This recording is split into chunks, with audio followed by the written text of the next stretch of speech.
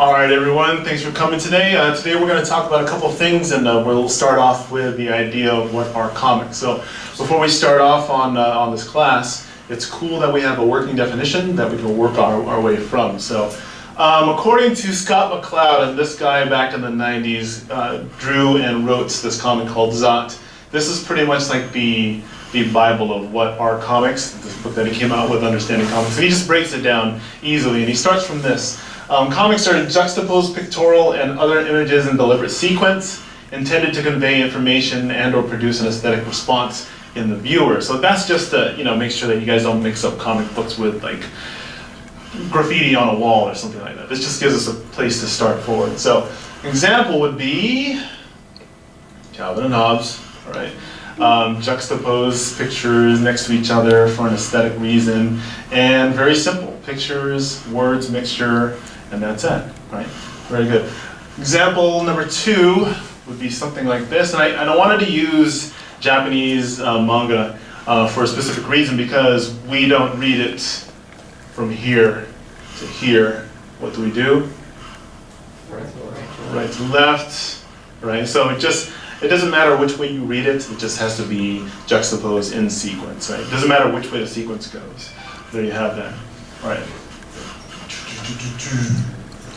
So the idea of like comics, the one thing I'm really trying to fight against is like comics are something that don't garner respect, that it's something that you don't like have to respect as much as like literature and leather-bound books on shelves in dusty old libraries. Like I want to get away from that. And one thing that I like to bring up is that the idea of comics have been around long before the written word. So going all the way back to 40,000 years ago, I mean, not so much juxtaposed pictures, but the idea of like telling stories with pictures. And this was what, chewing a bunch of berries and putting your hand on it and going, like just like that. Like that's awesome. I want to see what it was like to like take pictures of people's faces. Like stand up right there, right, and then just that berry juice all over your face. Or a selfie, like what would a selfie look like? But you have this, but then a couple thousand years later, you go on and then you have entire like murals across the entire cave. This is found in France 30,000 years ago. The idea of telling a story with nothing but pictures is back there before the written word was even anywhere like in existence. So you have comics go way, way back. You have this idea right here, and the Egyptians sure took off with this. So you have this thing called the mural of the Tomb of Mena, where it's this huge story, just like comics. Instead of reading it from left to right, though, a lot like Japanese manga, you read it from below. You just read like this, in an S pattern, and all the way up. And it just tells a story about the scribe, who's a well-to-do scribe. This is a story about how he oversaw his workers getting the grain, counting how much money he had, stuff like that. The guy was pretty famous. All right, so the idea that comics have been around is there, right? The idea that juxtaposed pictorial stories have been there through time, before the written word was there. And just to give you guys a better example of this, I want to go through the family tree of like what happens as far as like the written word and pictures as well. So before we go on though, I want to go over 2 things. I want to go over the idea of what concrete is. Like concrete ideas or concrete things. Those are things that you can actually feel, see, touch, right, in our world. So it's very easy to perceive them, as opposed to abstract, which is more like in here. Things that you can't really see, but you feel, think about. So anything like love or I don't know, fear, those are abstract ideas as well. So just take those 2 into account. And you get to see what happens with this idea of the written word and how comics are related to it. So, like I said before, we started with the idea of pictures, all right? Pictures next to each other, and then it starts to take an abstract turn. It starts to go abstract, and we start moving towards the hieroglyphs, like thousands of years later.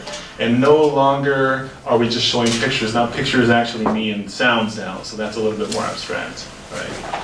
Then these pictures start resembling nothing what they're talking about. Like it's no longer a picture of a bird, it's just a squiggly line, right? And that's where we get the languages from. So you have like pictures go from concrete pictures all the way to abstract squigglies on papers or whatever, on walls, whatever, right? So it's weird how it goes abstract.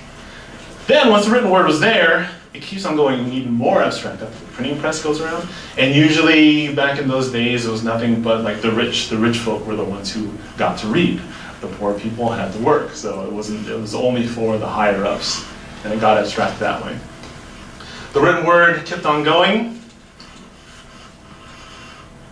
And then, especially in American literature, this is where the written word goes back to being more concrete, to where the actual regular people can actually start understanding what the heck everyone is talking about. So you have that too. So you have this cool way of like how pictures went to abstract squiggles, how it went to abstract books, and then the books became more concrete so we can all understand it again. Pictures, on the other hand, did something weird.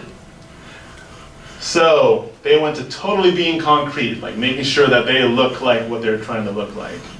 And then something happened after Rembrandt. Then they started going crazy.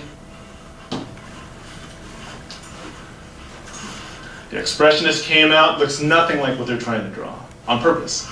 The Cubism came into effect, Surrealism started coming out. Well, I don't even know what the hell that is. Like, I don't know what that is, right? But they're all trying to perceive something, and that is whatever they want to draw or go over. Totally different from this whole concrete version of trying to capture like a photograph. Totally not a photograph. So you see the pictures went the opposite way that words went. Totally went concrete, whereas that went concrete, then it went all abstract, and it looked nothing like they were trying to get to.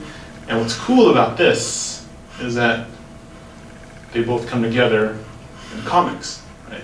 Comics are drawn abstractly. They're not photographs of what's happening. They're drawn a certain way, and that is not what we look like, right? But there's reason for that. We'll get to it later. They also use concrete words as well. So it's this cool blending of both styles that you have in comic books, something that literature on the dusty library shelves cannot do. So something cool and unique about comics. All right, I want to talk about this idea of abstractness, abstraction and concreteness.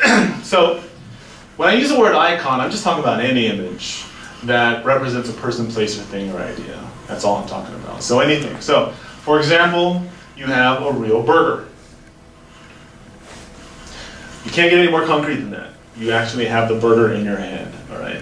Then you have a painting of a burger. Pretty concrete, still looks really similar to this. Then we start moving away from looking like it and going towards more abstract. So you may see this on the highway. That looks nothing like a burger, but it does. It's weird, right? It's this weird in-between thing, but you know what they're talking about. So notice, not concrete, totally concrete. And there's this next level, like the ultimate level, where it totally looks nothing like this. Does anyone know what this next level is? It means burger, but it looks nothing like this. This is the most abstract you can get. When I first heard this question, I was like, oh, I have no idea. And then they're like, whoo, and I was like, mind blown. All right, you guys ready? This is the most abstract level of yay right here. It's the word burger. It looks nothing like this, right? So the idea that words are the most abstract icons out there, like it's usually so prevalent that we don't really think about it, all right? So there you have it. So as you go on, like up here it totally looks like it totally isn't, and down here it looks nothing like the thing we put in our mouth, right? Maybe you eat paper, I don't know what you do, right? But maybe you eat those words. All right.